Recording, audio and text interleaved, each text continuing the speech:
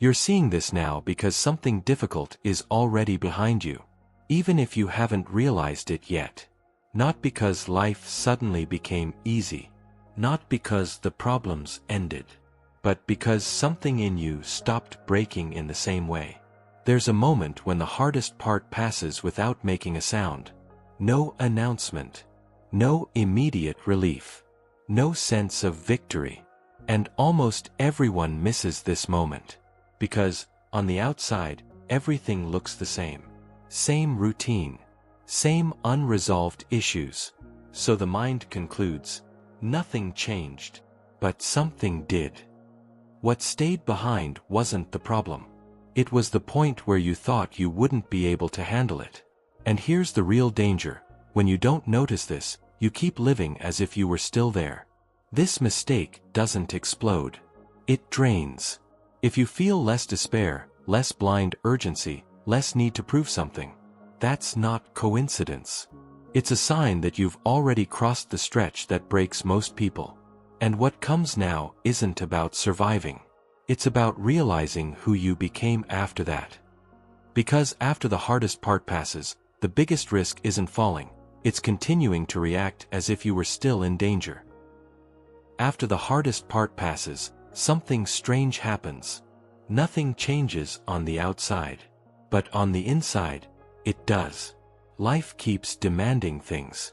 Decisions keep showing up. Nothing feels completely resolved. But the weight no longer breaks you. You still get tired. You still worry. You just don't collapse anymore. And this is where many people get it wrong. When suffering decreases, the mind jumps too quickly to the conclusion, so everything is the same. It isn't. What passed wasn't the problem. It was the point where you thought you wouldn't be able to endure it. And that creates a silent risk. After the hardest part passes, the danger isn't falling, it's continuing to live as if you were still fighting. Not out of fear. Out of habit. You keep the same level of alertness. The same defenses. The same urgent reactions. You protect versions of yourself that no longer need protection. And that comes at a cost. Not because something is wrong, but because you're using survival strategies on ground that has already changed. That's why this phase feels confusing. Some people call it stagnation. Others think they've lost motivation. Most of the time, it's simply this: you made it through the hardest part, but you haven't realized yet that you no longer need to live the same way.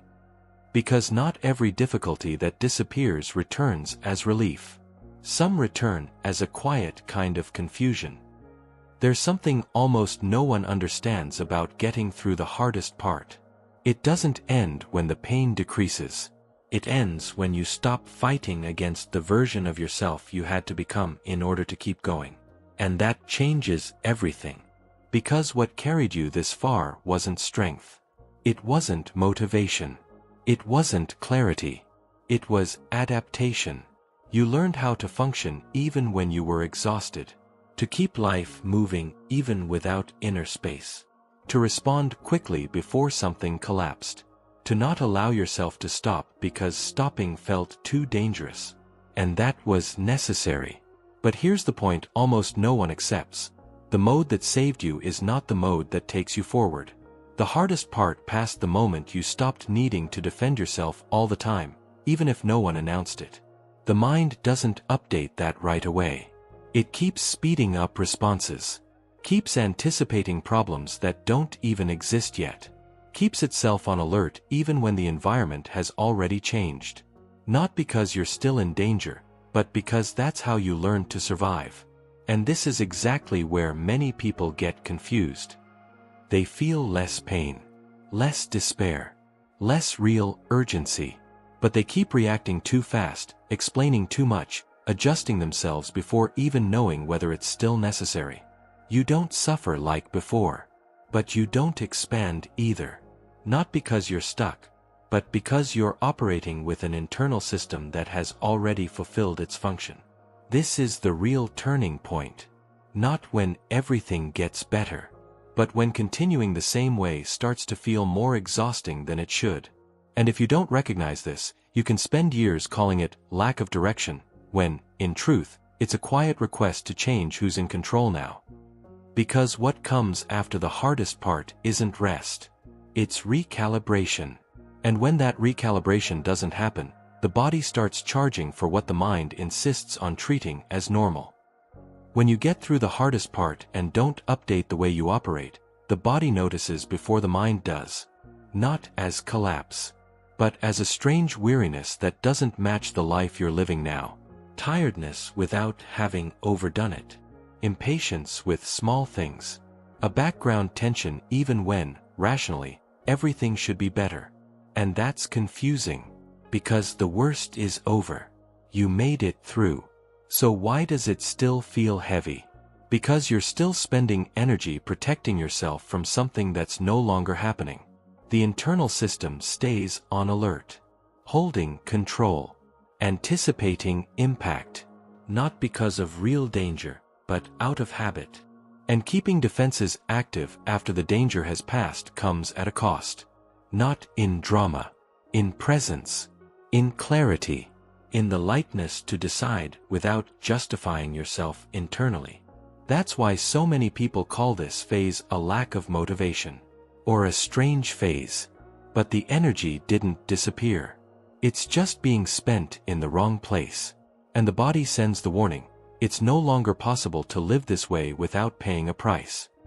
Here, there are two paths. Either you push yourself again, or you realize that the system that saved you no longer sustains you. And if you ignore that, the body will collect, until you listen. You start to notice changes that are too small to call a transformation. Nothing dramatic. Nothing you'd feel like announcing. But the body notices. Your breathing shifts in situations that used to tighten you. The pressure is still there, but it doesn't cut through you the same way. Silence doesn't scare you as much anymore. A few minutes without distraction no longer feel like a threat. Urgency decreases. Not because the problems disappeared, but because they lost their total control inside you. You respond a little more slowly. Not out of insecurity, but because there's now a choice where there used to be only reaction. And this is subtle enough to go unnoticed, but important enough to never be ignored. Because when this happens, the body has already understood something the mind hasn't yet put into words. You no longer need to live in constant alert. And that's exactly where many people get lost. Because when this calm appears, most people misinterpret it. The confusion starts here. Because when this calm appears, most people interpret it the wrong way. They think they're waiting for something. That there's still a sign missing. That they haven't reached it yet. But the truth is different. You're not waiting for the next phase. You've already entered it. What changed wasn't the scenario. It was your internal point of support. Before, you needed guarantees. You needed to understand everything. You needed to prepare for the worst. Now, something different holds you. It's not certainty. It's not excitement. It's not blind faith. It's functional trust. The kind of trust that comes from having already crossed something that once felt too big, and discovering, in practice, that you didn't break. And that's why this moment feels confusing. Because it doesn't come with a sense of victory. It comes with neutrality. You don't feel stronger. You feel less threatened. And that changes everything. The danger now isn't what might happen. It's continuing to live as if nothing has changed. Because using the same level of alert as before in a new phase creates a strange internal noise. Tiredness without a clear cause. Impatience with small things. The feeling that something is off even when everything seems right. This isn't regression. It's misalignment. You're using an old system in a new territory. And here's the point almost no one notices. After the hardest part passes, it's not the world that demands change. It's the way you respond to it. And this is exactly what begins to create that sense of strangeness, especially in relationships that still expect the old version of you. This is where the sense of strangeness appears. Not because you pulled away, but because you stopped adjusting in the same way. People still talk to you, but something shifts in the rhythm, in the pauses, in what you no longer explain. You don't react like before. You don't defend yourself. You don't anticipate. You don't try to keep everything comfortable, and that creates silence. Some people feel it, even if they can't explain it. Others try to pull you back to the version of you they knew better. Not out of malice, out of familiarity. Because your change didn't come with an announcement. It came with the absence of effort. Before, you adjusted quickly. You gave in. You explained. You carried the weight to avoid discomfort. Now, something in you simply doesn't go back. You notice that some conversations drain you more. That certain connections ask for a version of you that no longer responds. That keeping the same place requires pretending. And pretending now costs too much. This isn't loneliness in the classic sense. It's misalignment. You don't feel above anyone. You just can't put yourself below yourself anymore. And that can feel like a mistake. But it isn't. This discomfort isn't loss. It's adjustment. And that's exactly where the most dangerous temptation appears, shrinking again just to avoid dealing with the silence. This is where the temptation shows up. Not as fear, not as crisis, but as a reasonable idea. The idea of making things easier, of softening, of adapting a little more again. You know exactly how to do it. You've done it your whole life. Adjust the tone. Avoid silence. Fit in without creating friction. And for a moment, it feels like maturity. It feels like flexibility. It feels like emotional intelligence. It feels like not creating problems where there don't need to be any. But something stops you. It's not thought. It's the body. The same body that learned, quietly, that going back now requires a kind of effort you can no longer sustain. You even try sometimes. You agree when you don't agree. You explain more than necessary. And the cost comes quickly. Tiredness without a clear reason. Irritation out of proportion. A sense of betraying yourself that's hard to ignore. Because what used to be automatic now charges an immediate price. And here's the most dangerous part. No one stops you from going back. No one confronts you. No one tells you that you can't. The temptation is strong because it feels like a choice. But it's a quiet trade, immediate relief for prolonged incoherence.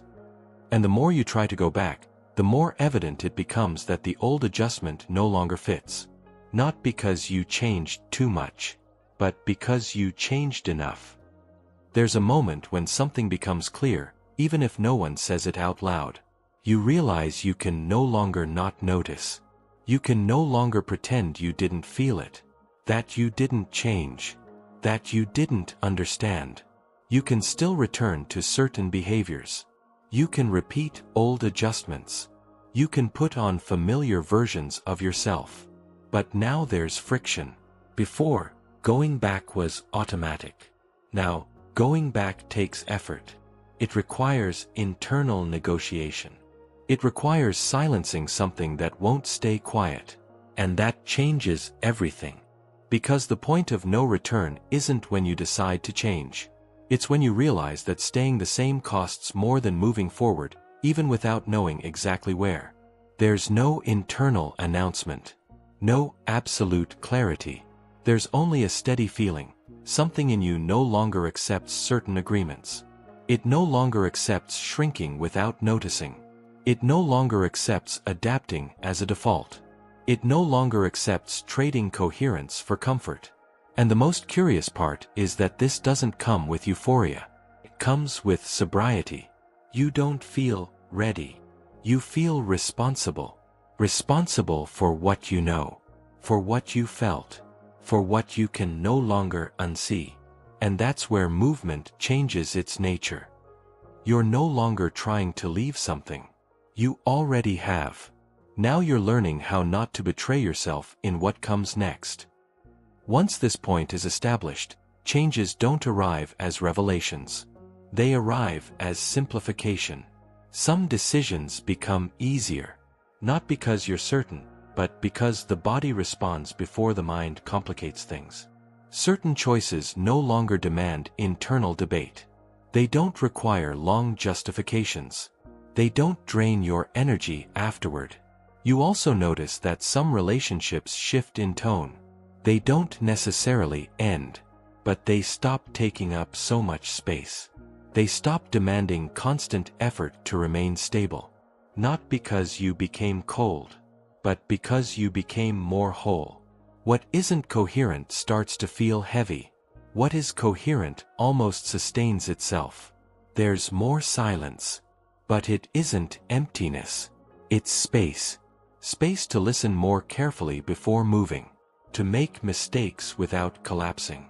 To adjust without punishing yourself. The clarity that appears now doesn't shout. It shows up as the absence of conflict. As a simple sense of, this, I can sustain. And perhaps the most important change is this. You no longer live trying to avoid the next impact. You live from what you already know you can handle. That doesn't make everything easy, but it completely changes the way you move through what comes next. You didn't get here because life became lighter. You got here because you became more stable on the inside. The hardest part didn't pass when everything improved. It passed when you stopped breaking every time things tightened. When fear still showed up, but no longer decided everything. When pressure came, but didn't dismantle you anymore. This almost never feels like victory. It just feels like less struggle. And less struggle isn't weakness. It's capacity. So maybe nothing needs to happen right now. No big decision. No dramatic turning point. No immediate answer. You can close this video and go on with your day as usual. On the outside, everything will seem the same. But something no longer returns to its previous state. Not out of urgency, but out of recognition.